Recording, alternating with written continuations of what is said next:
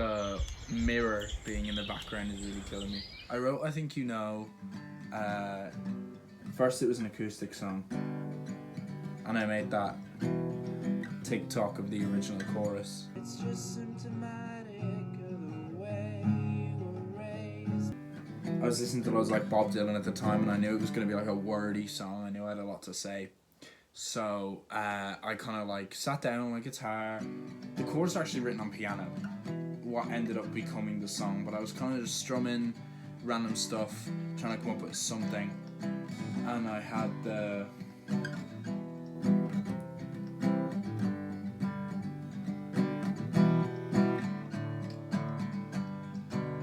I heard a bell ring, called your name.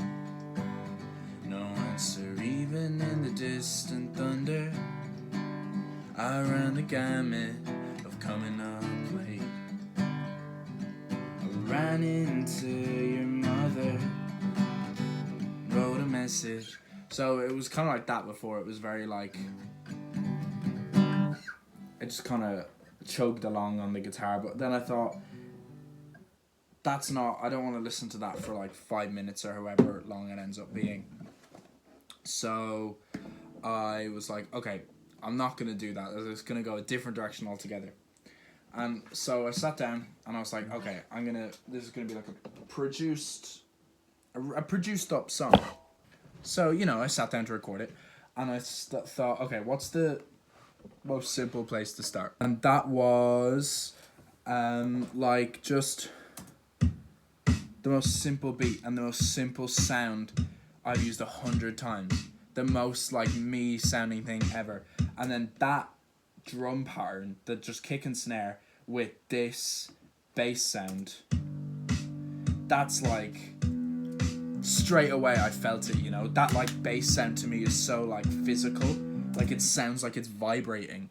So I was like, okay, that's the like tension of the song. Just that over and over again. Just keeps moving. And that just repeats and repeats and repeats. And I wrote the song about, I kind of thought, okay, this song is so in my head when I kind of knew what direction it was going to go down. I wanted it to be like explosive and dynamic, and like, not explosive in like it's fucking huge, but just in the way the sonic landscape of it, I guess, changes from verse to chorus and whatever. I wanted it to be like dramatic. So I had this, and like I said, I wrote on the piano, so I recorded in piano stuff, that low piano. And there's also that intro part. That intro doesn't go away for like the whole song. There's like bits where it stops, but then it comes back. That like that's there the whole time. You can kind of hear it. There's also this pad, which, do I remember this? I think it just plays one note the whole time. Yeah. It's like the stuff you'd never hear in songs is kind of, in my songs at least, kind of is what drives it. I was listening to Lord a lot, and in the background of, like, say, Greenlight, for example, there's so many sounds that you'd never notice. So I was like, okay, what's my version of that? And it was like these ambient, like, layers. And the lyrics were very, this is my favorite, like, lyric I've written, this song. So I knew the lyrics were very, like, conversational, so I was like, okay, why don't I basically just, like, speak then, if it's that? I heard a bell ring and called your name. Like, there's nothing flashy there in that vocal. It's, like, face to face, Like, there's nothing big and flashy in that vocal. It's very, like, conversational. It's like a somber conversation. And that is kind of, like, to me, this song is not that angry song that it might kind of come off as on first listen. To me, it's like, to know someone as well as I claim to in the lyrics of this song, you have to have, at one point or another, been really, like, deeply close with the person. So, to me, the like, idea of it being So this is how I know you so well. I know everything about you. I know like why you act like this. I know everything. And this is what I have to say about you. To me that's like really, really like deeply sad. That's not an angry song. That's like a pitiful, like I'm pitying this person. I'm not angry anymore. I'm like, I feel sorry for you. So I had that. That verse kind of doesn't change. It does have this symbol come in just to keep it moving a bit.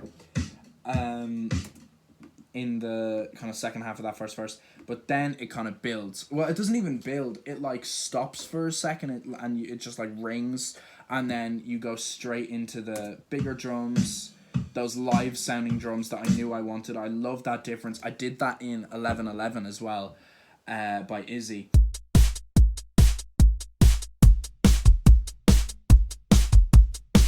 When I was producing that, I was like, okay, the verses are going to be this really tight, like unmoving drum sound that the rest of the song can kind of move around that. And then the chorus is just going to expand and blow up. And then it's going to be like the bigger thing, right? So it goes from this like tight, locked kick snare, nothing like, it leaves nothing to the imagination, you know? It's like into... It's still that same tight beat, but it just sounds fatter and it's like bigger. It makes the song sound bigger, and it just drives more than that kick snare, which is what I wanted for the chorus. It keeps that same bass sound, but this time it's like doubled up just to be louder, and it's on either side. You know, just to widen the song a bit, and it has this. This is like the kind of the most. It's not the only electric guitar, but it's definitely the most prominent. It's this one chord. That one, like, hit of the electric guitar is kind of the most prominent guitar in the whole song. Like, it's not a guitar song by any means. As much as the rest of, like, the Turnpikes songs had been up to this point. It's not... It wasn't written on guitar. It doesn't sound... That doesn't barely even sounds like a guitar. I think... It's one of those things where if you're a musician and you know that it's a guitar, like, then it will perk up. You're like, oh, a guitar with that effect. But I feel like if I didn't make this song, I'd be like, oh, that synth sound, you know? Then there's loads of... This is my favorite. I knew going into the chorus it was going to have to be like, if that makes sense, I knew it had to, like, have this, like, punch to it. And so I was like, how do I do that? That's a sound that's something I really love, is like that kind of 4 on the floor thing, but it's not like the kick is 4 on the floor, it's the synth that's moving it along. So I have this synth doing this throughout the whole chorus, and it just kind of like moves it really, and also with this arp as well. So it sounds like almost despondent because it's such like a non-human sound, but it feels so like aggressive kind of to me. Like that sounds weird, you know? I mean, because of it doesn't sound that like strange, but in the context of like that tight kick and snare and the especially coming out of that verse, that kind of chaotic synth sounds on different ears and different things going on, and this saxophone that you can barely hear, but I love it. Hold on, it really just kind of like it gets manic, you know. There's this going on in the background that I love. Yeah, that's the chorus, and the chorus is kind of the same every time it pops up. It only comes up twice. I think there's only 2 choruses in this song, which is unusual for me because I love a chorus. I love coming back to the chorus. Yeah, so then it goes into the second verse, and the drums change again. This is the 3rd drum change of the song. It's much kind of... It's a live sound still. These are all drum, like, loops and samples, but it sounds live like the drums in the chorus did. It sounds big and fat and wide. Yeah. And apart from that, the verse is the exact same until the second half when you get this synth that comes in that I love. Hold on. that just like moves it, and the shaker that just kind of keeps it moving before. And it makes it build, because that comes in halfway through. It sounds like it's going somewhere, and oh, it's building up to the chorus again, and it comes just straight back down into the saxophone part. Like that, it's such a pullback before going into the bridge with that Izzy wrote. And I love Izzy. Izzy is my favorite writer, my favorite songwriter. I think she has this way of saying things in her songs that she says things in like one or two lines that it would take me a whole verse to say. So I kind of I messaged her at like 7:00 in the morning. I was like, hey, could you write a bridge for this song? Because I knew I wanted it to be short, and she has just that gift of being able to get something across. So she sent that to me, and I like tweaked it or whatever. I made it kind of fit the song or sound more like me. I didn't want it to sound like I was singing someone else's words, but I was. You know what I mean? So I just kind of tweaked like different turns of phrase and stuff, and I got the bridge that's on the song.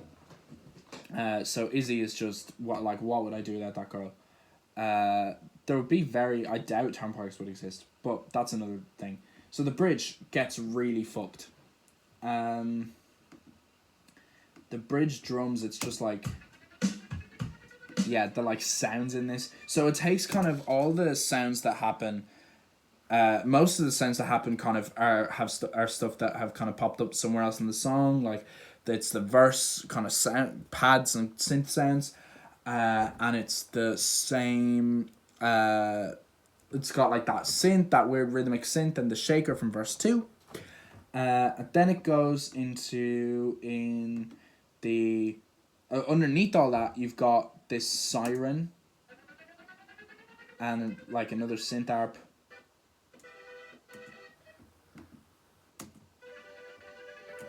And then this like fucked up electric guitar that I love.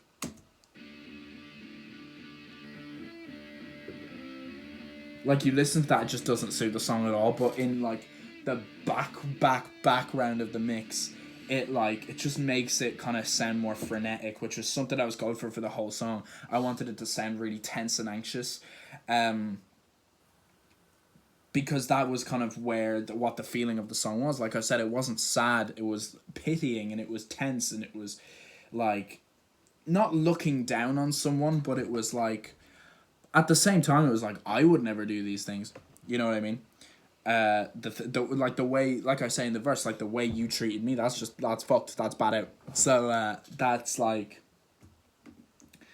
that was me kind of, the bridge is like the breakdown to me, not like breakdown in the like a mental breakdown. Then it goes back to the chorus. Chorus is the exact same as the first one, apart from that. Oh wait, no, I need to play that big drum part that I love going into this. That was like the perfect fill I could have ever found. I love that fucking drum break. It's so good. Chorus is the same. My sister, actually, I forgot about this. My sister like yells in the background of the chorus. You can kind of hear it on the song, but like barely. If you're listening for it, you'd hear it. Let me turn it up a bit.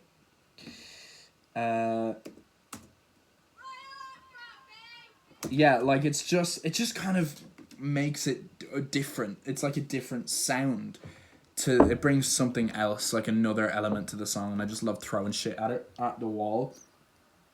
Then the outro. We get to the outro, and it's kind of like the outro. If the bridge was kind of the breakdown, this is kind of the aftermath of that, where it's like, whoa, I'm in the clear now. I'm out of the kind of haze of the upset of what I'm talking about, and this is kind of me kind of thinking clearly. That intro is still going. All the sounds stay similar. You've got the bigger piano chords now, just slamming on it. That pad is back, just holding down one chord the whole time, just to kind of big it up, make it bigger. That guitar, the guitar chord changes too. like that coming into it. That big 7 chord, just like, wow. Love that. I love this song. Yeah, and it's very similar to the chorus, but it throws in the kind of chaotic stuff from the bridge, like the siren sound and the like weird guitar, and it just like you can tell in the vocal that this is like the pissed part. You just gonna leave you like everybody else. You only got yourself to blame. Like I'm just fucking shouting it, and it's like kind of disjointed and it's in both ears, so it just kind of sounds like buzzy. The same way I think that bass sounds so physical and vibrate. The way that they bounce off each other, the lyrics, and there's the delay on one of them, and the one of them is super dry. And one of them's like distorted, I think. Hold on. Okay, it's not that distorted, but it's like clearly I'm fuming here. And I was when I wrote this song, but I love it. I love this song. It's not like a comfortable song for me to have written. Like I'm proud of it in the sense that I love this song. But that kind of angle of I'm like the first guy to write a song and be like I'm so sorry, I'm the problem, like this is all on me, sorry.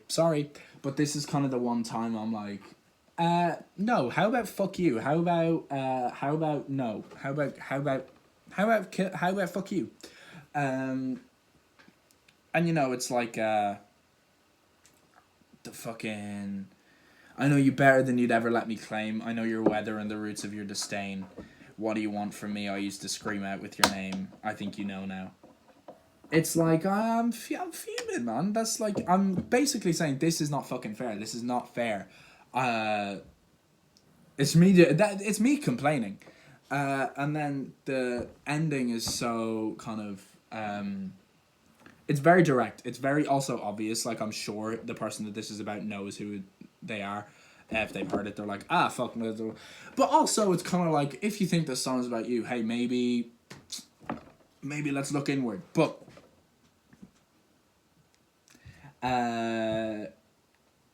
yeah, that's I think you know. There's other, I'm sure there's stuff that I forgot in there, but you know, this is not I haven't made a YouTube video since I was like 15. It's Prince Philip! So yeah, thank you for watching. Please listen to Sarah next Thursday. That's out soon. Yay! Woo!